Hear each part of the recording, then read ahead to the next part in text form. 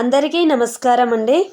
ఈ మహామృత్యుంజయ మంత్రాన్ని భక్తితో జపిస్తే శివుని కృప తప్పకుండా లభిస్తుంది. ఓం త్ర్యంబకం యజామహే సుగంధిం పుష్టివర్ధనం ఉర్వారుకమివ బంధనాన్ మృత్యోర్ముక్షీయమామృతాత్. ఓం త్ర్యంబకం యజామహే సుగంధిం పుష్టివర్ధనం ఉర్వారుకమివ బంధనాన్ మృత్యోర్ముక్షీయమామృతాత్. ఓం త్ర్యంబకం యజామహే సుగంధిం పుష్టివర్ధనం ఉర్వారుకమివ బంధనాన్ మృత్యోర్ముక్షీయమామృతాత్. ఓం త్ర్యంబకం యజామహే సుగంధిం పుష్టివర్ధనం ఉర్వారుకమివ బంధనాన్ మృత్యోర్ముక్షీయమామృతాత్. ఓం త్ర్యంబకం యజామహే సుగంధిం పుష్టివర్ధనం ఉర్వారుకమివ బంధనాన్ మృత్యోర్ముక్షీయమామృతాత్. ఓం త్ర్యంబకం యజామహే సుగంధిం పుష్టివర్ధనం ఉర్వారుకమివ బంధనాన్ మృత్యోర్ముక్షీయమామృతాత్. ఓం త్ర్యంబకం యజామహే సుగంధిం పుష్టివర్ధనం ఉర్వారుకమివ బంధనాన్ మృత్యోర్ముక్షీయమామృతాత్. ఓం త్ర్యంబకం యజామహే సుగంధిం పుష్టివర్ధనం ఉర్వారుకమివ బంధనాన్ మృత్యోర్ముక్షీయమామృతాత్. ఓం త్ర్యంబకం యజామహే సుగంధిం పుష్టివర్ధనం ఉర్వారుకమివ బంధనాన్ మృత్యోర్ముక్షీయమామృతాత్. ఓం త్ర్యంబకం యజామహే సుగంధిం పుష్టివర్ధనం ఉర్వారుకమివ బంధనాన్ మృత్యోర్ముక్షీయమామృతాత్. ఓం త్ర్యంబకం యజామహే సుగంధిం పుష్టివర్ధనం ఉర్వారుకమివ బంధనాన్ మృత్యోర్ముక్షీయమామృతాత్. ఓం త్ర్యంబకం యజామహే సుగంధిం పుష్టివర్ధనం ఉర్వారుకమివ బంధనాన్ మృత్యోర్ముక్షీయమామృతాత్. ఓం త్ర్యంబకం యజామహే సుగంధిం పుష్టివర్ధనం ఉర్వారుకమివ బంధనాన్ మృత్యోర్ముక్షీయమామృతాత్. ఓం త్ర్యంబకం యజామహే సుగంధిం పుష్టివర్ధనం ఉర్వారుకమివ బంధనాన్ మృత్యోర్ముక్షీయమామృతాత్. ఓం త్ర్యంబకం యజామహే సుగంధిం పుష్టివర్ధనం ఉర్వారుకమివ బంధనాన్ మృత్యోర్ముక్షీయమామృతాత్. ఓం త్ర్యంబకం యజామహే సుగంధిం పుష్టివర్ధనం ఉర్వారుకమివ బంధనాన్ మృత్యోర్ముక్షీయమామృతాత్. ఓం త్ర్యంబకం యజామహే సుగంధిం పుష్టివర్ధనం ఉర్వారుకమివ బంధనాన్ మృత్యోర్ముక్షీయమామృతాత్. ఓం త్ర్యంబకం యజామహే సుగంధిం పుష్టివర్ధనం ఉర్వారుకమివ బంధనాన్ మృత్యోర్ముక్షీయమామృతాత్. ఓం త్ర్యంబకం యజామహే సుగంధిం పుష్టివర్ధనం ఉర్వారుకమివ బంధనాన్ మృత్యోర్ముక్షీయమామృతాత్. ఓం త్ర్యంబకం యజామహే సుగంధిం పుష్టివర్ధనం ఉర్వారుకమివ బంధనాన్ మృత్యోర్ముక్షీయమామృతాత్. ఓం త్ర్యంబకం యజామహే సుగంధిం పుష్టివర్ధనం ఉర్వారుకమివ బంధనాన్ మృత్యోర్ముక్షీయమామృతాత్. ఓం త్ర్యంబకం యజామహే సుగంధిం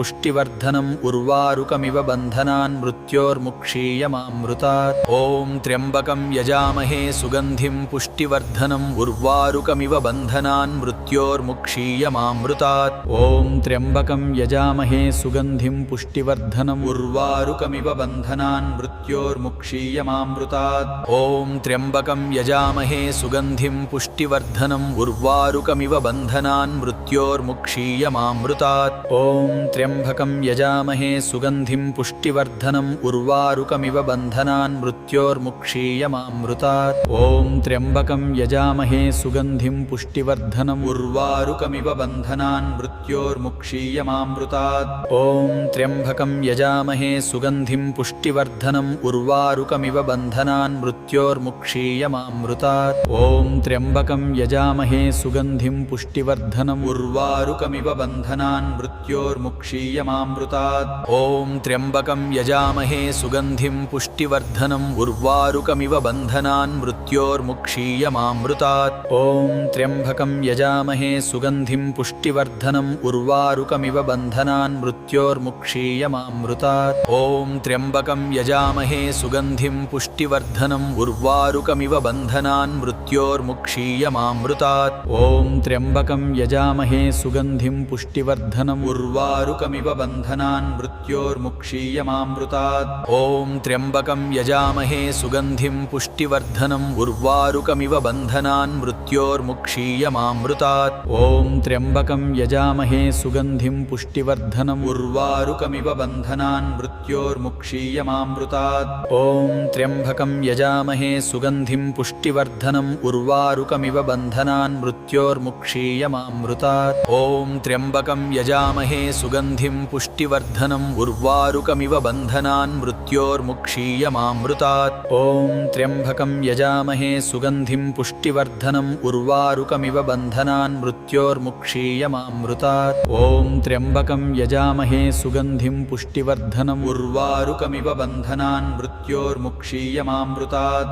ॐ त्र्यम्बकं यजामहे सुगन्धिं पुष्टिवर्धनम् उर्वारुकमिव बन्धनान् मृत्योर्मुक्षीयमामृतात्। ॐ त्र्यम्बकं यजामहे सुगन्धिं पुष्टिवर्धनम् उर्वारुकमिव बन्धनान् मृत्योर्मुक्षीयमामृतात्। ॐ त्र्यम्बकं यजामहे सुगन्धिं पुष्टिवर्धनम् उर्वारुकमिव बन्धनान् मृत्योर्मुक्षीयमामृतात्। ॐ त्र्यम्बकं यजामहे सुगन्धिं पुष्टिवर्धनम् उर्वारुकमिव बन्धनान् मृत्योर्मुक्षीयमामृतात्। ॐ त्र्यम्बकं यजामहे सुगन्धिं पुष्टिवर्धनम् उर्वारुकमिव बन्धनान् मृत्योर्मुक्षीयमामृतात्। ॐ त्र्यम्बकं यजामहे सुगन्धिं पुष्टिवर्धनम् उर्वारुकमिव बन्धनान् मृत्योर्मुक्षीयमामृतात्। ॐ त्र्यम्बकं यजामहे सुगन्धिं पुष्टिवर्धनम् उर्वारुकमिव बन्धनान् मृत्योर्मुक्षीयमामृतात्। ॐ त्र्यम्बकं यजामहे सुगन्धिं पुष्टिवर्धनम् उर्वारुकमिव बन्धनान् मृत्योर्मुक्षीयमामृतात्।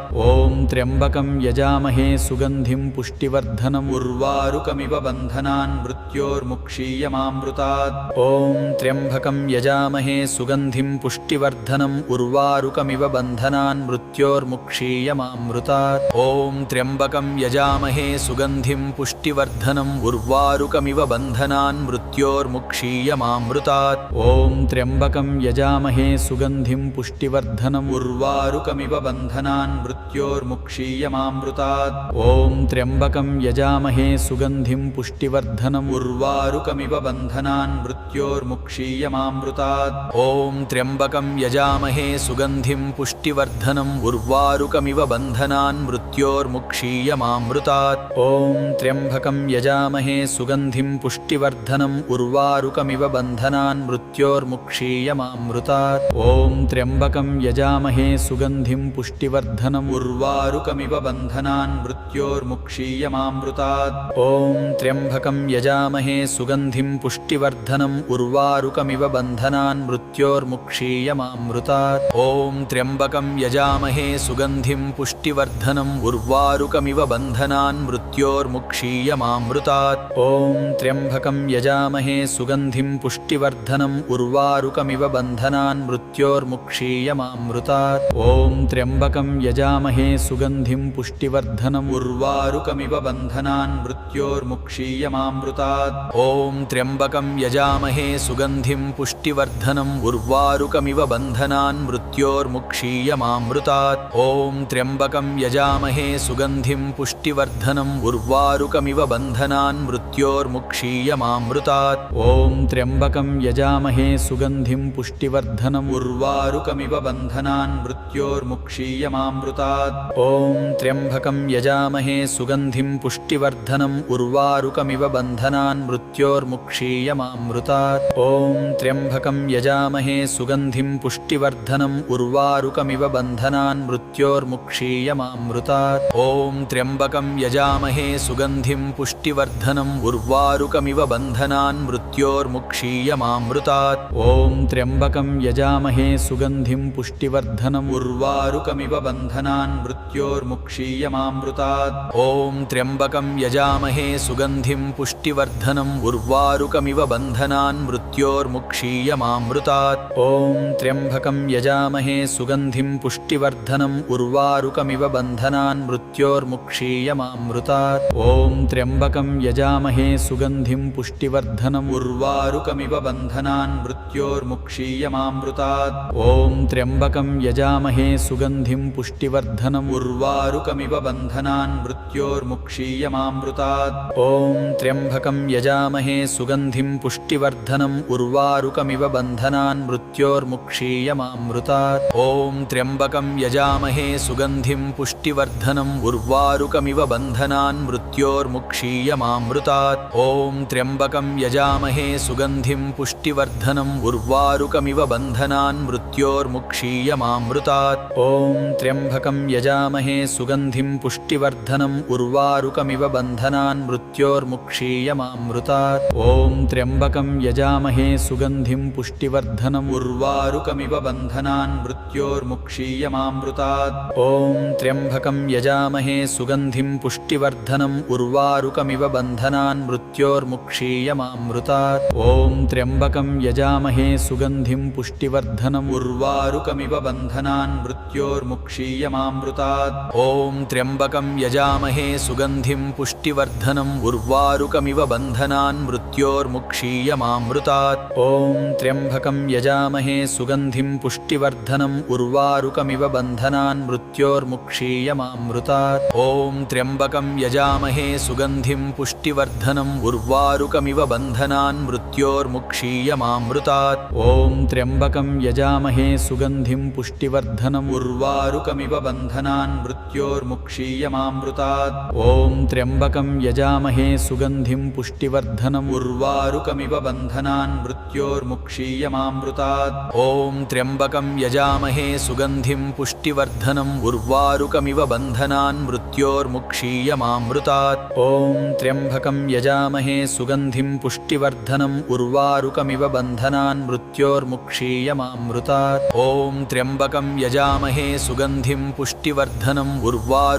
बन्धनान् मृत्योर्मुक्षीयमामृतात् ॐ त्र्यम्बकं यजामहे सुगन्धिं पुष्टिवर्धनम् उर्वारुकमिव बन्धनान् मृत्योर्मुक्षीयमामृतात् ॐ त्र्यम्बकं यजामहे सुगन्धिं पुष्टिवर्धनम् उर्वारुकमिव बन्धनान् मृत्योर्मुक्षीयमामृतात् ॐ त्र्यम्बकं यजामहे सुगन्धिं पुष्टिवर्धनम् उर्वारुकमिव बन्धनान् मृत्योर्मुक्षीयमामृतात् ॐ त्र्यम्बकं यजामहे सुगन्धिं पुष्टिवर्धनम् उर्वारुकमिव बन्धनान् मृत्योर्मुक्षीयमामृतात् ॐ त्र्यम्बकं यजामहे सुगन्धिं पुष्टिवर्धनम् उर्वारुकमिव बन्धनान् मृत्योर्मुक्षीयमामृतात् ॐ त्र्यम्बकं यजामहे सुगन्धिं पुष्टिवर्धनम् उर्वारुकमिव बन्धनान् मृत्योर्मुक्षीयमामृतात् ॐ त्र्यम्बकं यजामहे सुगन्धिं पुष्टिवर्धनम् उर्वारुकमिव बन्धनान् मृत्योर्मुक्षीयमामृतात् ॐ त्र्यम्बकं यजामहे सुगन्धिं पुष्टिवर्धनम् उर्वारुकमिव बन्धनान् मृत्योर्मुक्षीयमामृतात् ॐ त्र्यम्बकं यजामहे सुगन्धिं पुष्टिवर्धनम् उर्वारुकमिव बन्धनान् मृत्योर्मुक्षीयमामृतात् ॐ त्र्यम्बकं यजामहे सुगन्धिं पुष्टिवर्धनम् उर्वारुकमिव बन्धनान् मृत्योर्मुक्षीयमामृतात् ॐ त्र्यम्बकं यजामहे सुगन्धिं पुष्टिवर्धनम् उर्वारुकमिव बन्धनान् मृत्योर्मुक्षीयमामृतात् ॐ त्र्यम्बकं यजामहे सुगन्धिं पुष्टिवर्धनम् उर्वारुकमिव बन्धनान् मृत्योर्मुक्षीयमामृतात् ॐ त्र्यम्बकं यजामहे सुगन्धिं पुष्टिवर्धनम् उर्वारुकमिव बन्धनान् मृत्योर्मुक्षीयमामृतात् ॐ त्र्यम्बकं यजामहे सुगन्धिं पुष्टिवर्धनम् उर्वारुकमिव बन्धनान् मृत्योर्मुक्षीयमामृतात् ॐ त्र्यम्बकं यजामहे सुगन्धिं पुष्टिवर्धनम् उर्वारुकमिव बन्धनान् मृत्योर्मुक्षीयमामृतात् ॐ त्र्यम्बकं यजामहे सुगन्धिं पुष्टिवर्धनम् उर्वारुकमिव बन्धनान् मृत्योर्मुक्षीयमामृतात् ॐ त्र्यम्बकं यजामहे सुगन्धिं पुष्टिवर्धनम् उर्वारुकमिव बन्धनान् मृत्योर्मुक्षीयमामृतात् ॐ त्र्यम्बकं यजामहे सुगन्धिं पुष्टिवर्धनम् उर्वारुकमिव बन्धनान् मृत्योर्मुक्षीयमामृतात् ॐ त्र्यम्बकं यजामहे सुगन्धिं पुष्टिवर्धनम् उर्वारुकमिव बन्धनान् मृत्योर्मुक्षीयमामृतात् ॐ त्र्यम्बकं यजामहे सुगन्धिं पुष्टिवर्धनम् उर्वारुकमिव बन्धनान् मृत्योर्मुक्षीयमामृतात् ॐ त्र्यम्बकं यजामहे सुगन्धिं पुष्टिवर्धनम् उर्वारुकमिव बन्धनान् मृत्योर्मुक्षीयमामृतात् ॐ त्र्यम्बकं यजामहे सुगन्धिं पुष्टिवर्धनम् उर्वारुकमिव बन्धनान् मृत्योर्मुक्षीयमामृतात् ॐ त्र्यम्बकं यजामहे सुगन्धिं पुष्टिवर्धनम् उर्वारुकमिव बन्धनान् मृत्योर्मुक्षीयमामृतात् ॐ त्र्यम्बकं यजामहे सुगन्धिं पुष्टिवर्धनम् उर्वारुकमिव बन्धनान् मृत्योर्मुक्षीयमामृतात् ఇప్పుడు మనము మహామృత్యుంజయ మంత్రం యొక్క అర్థాన్ని తెలుసుకుందాము. ఓం త్రయంబకం యజామహే. 3 కన్నులు కలిగిన పరమశివుణ్ణి మనస్ఫూర్తిగా ఆరాధిస్తున్నాము. ఆ 3 కన్నులు సూర్యుడు, చంద్రుడు, అగ్ని అనే దివ్యశక్తులను సూచిస్తాయి. సుగంధిం పుష్టివర్ధనం. సర్వలోకాలకు మంగళకరమైన సుగంధంతో వ్యాపించే కృపను ప్రసాదించే మన శరీరానికి, మనస్సుకి, ఆత్మకి శక్తిని పెంచే దేవుడైన శివుడిని స్మరిస్తున్నాము. ఊర్వారుకమివ బంధనాన్. పండిన దోసకాయ తన బంధనాల నుంచి సహజంగా విడిపోయినట్లే మమ్మల్ని కూడా బాధలు, భయాలు, రోగాలు, పాపబంధనాల నుండి విడిపించమని ప్రార్థిస్తున్నాము. మృత్యోర్మిక్షీయమామృతాత్. మమ్మల్ని అకాల మృత్యువు నుండి రక్షించమని, అమృతత్వాన్ని ప్రసాదించమని కోరుతున్నాము. అమృతత్వం అంటే ఆరోగ్యం, దీర్ఘాయుష్షు, ఆధ్యాత్మిక జ్ఞానం ప్రసాదించమని కోరుతున్నాము ఆ పరమశివుణ్ణి. ఇప్పుడు ఈ మహామృత్యుంజయ మంత్రం యొక్క అర్థాన్ని తెలుసుకున్నాం కదండి. ఇప్పుడు ఈ మంత్ర జపం వల్ల కలిగే లాభాలేంటో తెలుసుకుందాము. భయం, ఆందోళన తగ్గుతుంది, మనసుకి శాంతి లభిస్తుంది, దీర్ఘాయుష్యుకు, రోగ నివారణకు సహాయపడుతుంది, శివుని కృపను పొందుతారు, ఆరోగ్యం మెరుగుపడుతుంది. అలాగే ఇప్పుడు శక్తివంతమైన ఈ మహామృత్యుంజయ మంత్రాన్ని జపించాల్సిన విధానం కూడా తెలుసుకుందాము.